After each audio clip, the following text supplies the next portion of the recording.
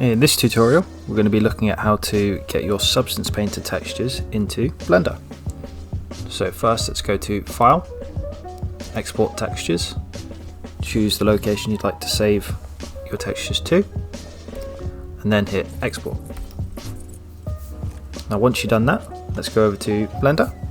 Now once you're in Blender, go over to the Shading tab, drag your textures into the node area, and then we're simply going to connect the node pins up. So we'll do the base color to the base color.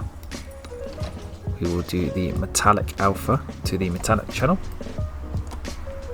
And we'll take the color of the normal and type in normal map. And hook that up to the normal.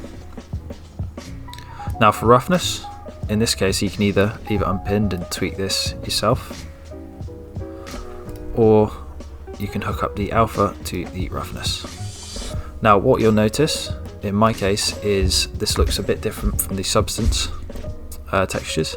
Now that's mostly due to the lighting. What you can do is you can have a play around with the lighting, and also you can change the render engine to whatever you'd like. Let me know if you'd like to see a more detailed tutorial on the lighting.